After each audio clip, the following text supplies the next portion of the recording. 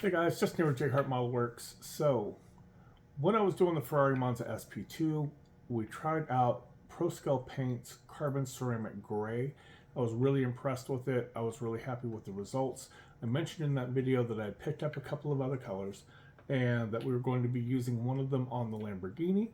So, in this video, we're going to be doing a test on ProScale Paints Lamborghini Viola Pasifae. So this is a two-part paint. You have a base coat, and then you have a metallic pearl tint coat that goes on after. So I've seen Paul use this on, I think, a Lamborghini Urus build. It's a beautiful color from what I saw in his videos. We're going to give it a try here and see how it turns out.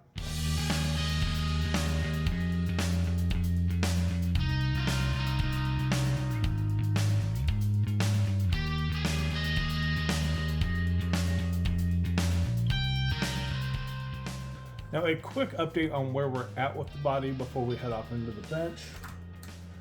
In the last update video, I believe I showed you that I had everything assembled, all the prep work was done, and it was ready for primer. So we do have this car in Mr. Surfacer 1500 Gray. I know I usually do black, and I was originally planning on doing black. I saw when Paul was spraying this color on his Lamborghini that he used gray primer, so I shot a test against one of these Tropical Glitz spray out cards. These are huge.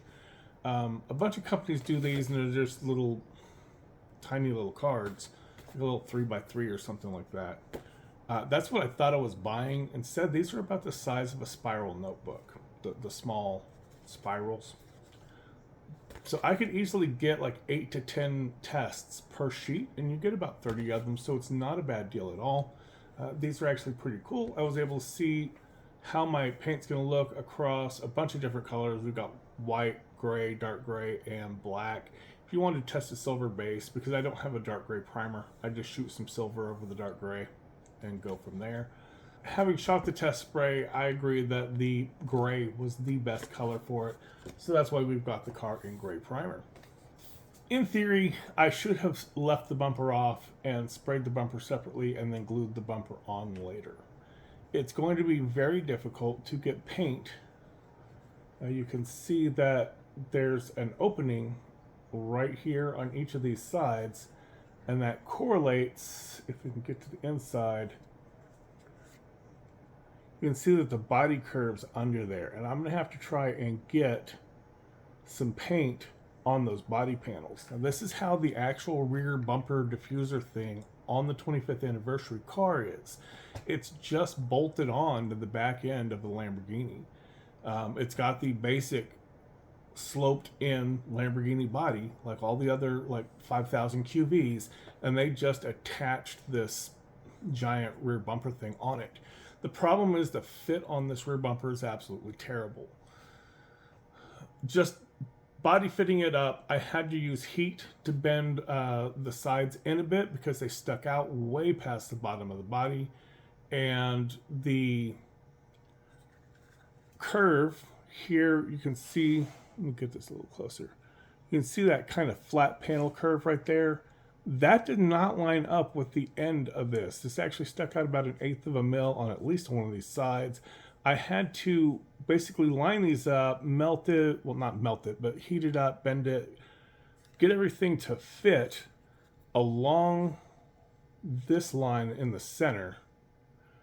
And then I had, once I got it glued in place, I then had to cut it so that this lined up with the rest of this inner fender well.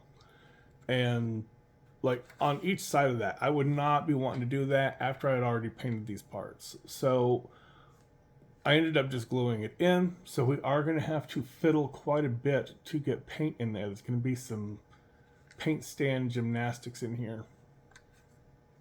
The other thing is going to be these vents.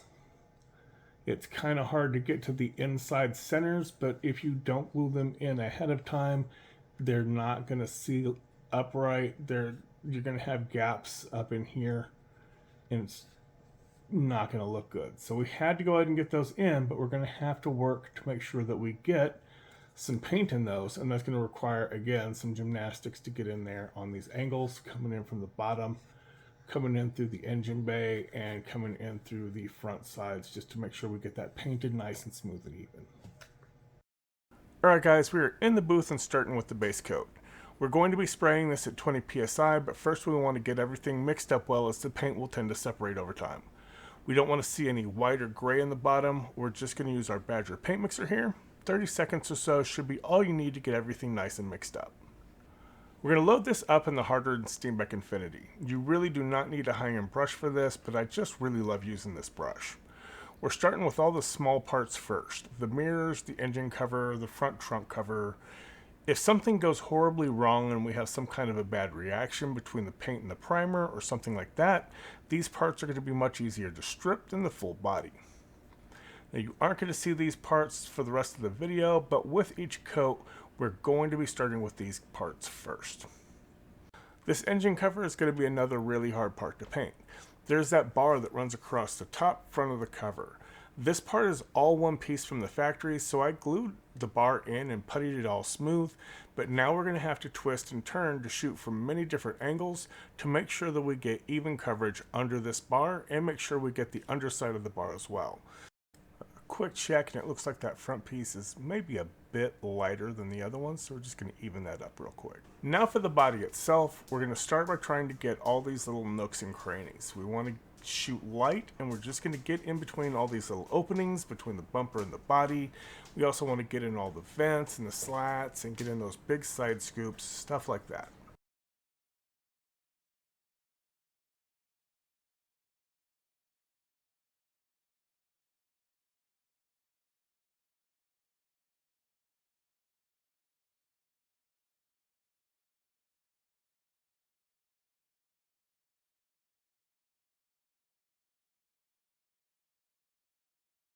Then we'll come back and we're going to get the wheel wells and the bottom edges, all those hard to reach, easy forget spots, as Tom from the Scale Modeling channel calls them.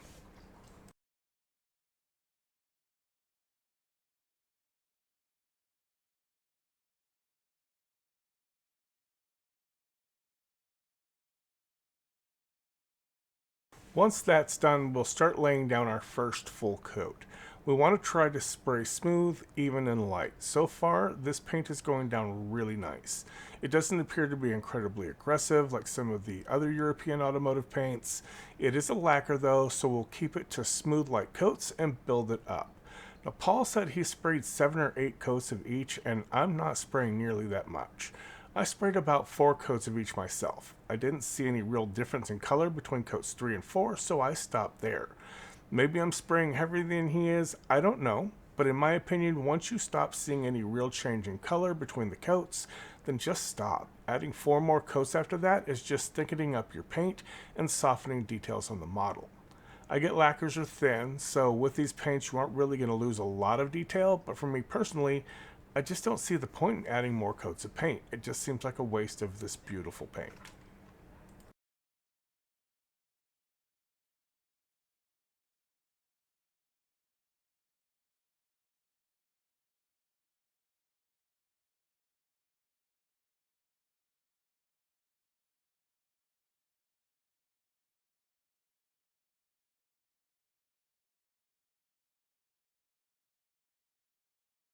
We are back for round 2, and you can see the coverage is not perfect, but that's okay. This is not a candy paint. We can take our time, we can build this coverage up over several layers until we get a smooth, even, consistent color. Again, we're going to start with all the odd spots and then lay down another full coat of paint.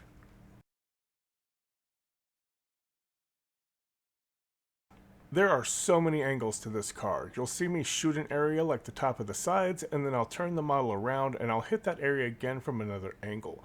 I'm just trying to make sure that we get it from all sides and that we cover all the surfaces and we don't leave any light spots.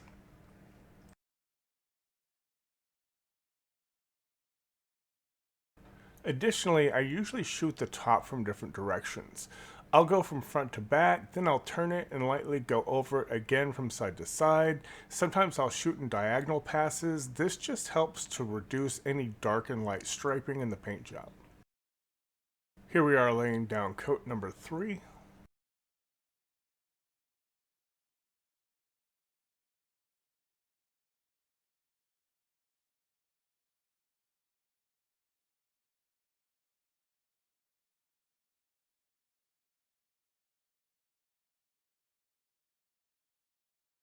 And now we're laying down our last coat, and you may be able to see what I'm talking about. You don't see any real color change between where I've painted and where I haven't.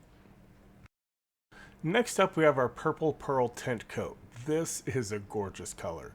It's effectively a clear or a transparent purple with a purple pearl suspended in it. I'm really kind of curious what this would look like by itself over a black primer or maybe a gunmetal or something. Right away, you start noticing a difference in the sheen. This paint lays down really smooth. Again, we want to shoot nice and light coats. We're just going to build it up until we stop seeing any real changes between the coats, which for me was again about 4 more layers.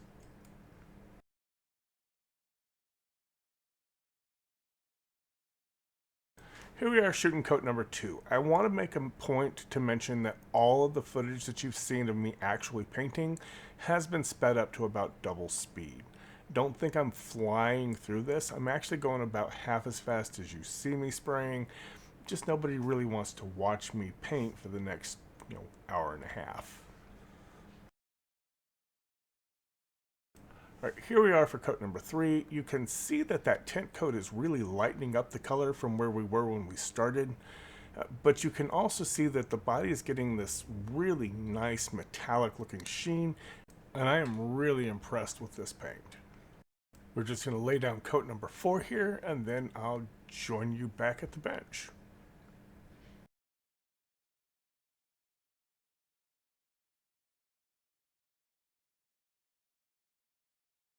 Alright guys, so here we are. Here's the final result, and that color is absolutely insane. We do not even have clear coat on it, and it is stunning. Now, I am out of clear coat, I found out. I've been doing some tests with printing some clear parts for another kit that's coming as a future build, and I've found that I'm getting kind of decent results using 2K clear, but in the process, I used up most of my 2K clear. I have a little left, but not enough to do a whole body. So I'm going to run this up to my friend Diedrich's shop over at Clown House Customs, and he's going to help me with a little bit of clear coat to get this cleared. To get ready for that, I have done a little bit of additional work. I've added in some bare metal foil for these side markers and added the Designo Bertone decals. You can see them in there, as well as this one over here. Now these decals are absolutely terrible. They're so old, they're so fragile. They weren't laying down. The carrier film extends past the edge of the decal. So I decided, after putting down my microset, that's the blue, less aggressive one, and getting my decal where I wanted it, and it just wouldn't quite lay down, so I figured I would hit it with just a tiny drop of the more aggressive microsol. The instant the microsol touched the decal, it literally just disintegrated, melted. It was the weirdest thing. So I went and stole the Bertone badges out of the Koenig special kit that I have in the stash. So that one's going to, I guess, get a marker delete, or maybe some custom decals. We shall see. But I had to steal those and use just the micro set. And when I cut them, I cut the decal so that I cut right along the edge of the design and got rid of some of that excess carrier film. And they look pretty good. I've gone ahead and painted these little bits back here in some silver. And you'll see these markers back here. These are reflectors on the actual car. Now, Amazon sells this reflective sticker type thing. It's basically for use on bicycles, and I just cut tiny little rectangles to fit the reflector on the back of the car and glued them into place. So after the clear, all that should look perfectly fine, and I really like the way those look. That worked out pretty good. So yeah, that's going to be a wrap for this video. Thanks for hanging out with me while I tried out a new paint. I really like the results. In fact, I've liked them enough that I've gotten some other colors from him already. I've got his Alfa Romeo Montreal Green, which is beautiful. I even had him custom get me a couple of colors, Ferrari's Swatter Blue and Ferrari's Blue Electrico. Those both came in and look absolutely gorgeous. The one color he couldn't do for me was the Viola Hong Kong. Now I know that someone does it. I think it's Gravity Colors, and I actually have it from them. And I don't like it. It's way too dark. Real Hong Kong is a very, very, very dark purple. But there's, even when the light hits it, this paint from Gravity does not give that pop of purple that it's supposed to. And it's kind of grainy. That's an issue I've had with both Gravity and Zero. So I was a little worried because most of these UK paints are coming out like full-sized, full-scale automotive pigments. And this one, I am impressed it has not. This is a very nice looking. So again, thanks for hanging out with me, guys. I always appreciate you watching the video. I'm going to get working on the chassis, and I will catch you guys on the next one.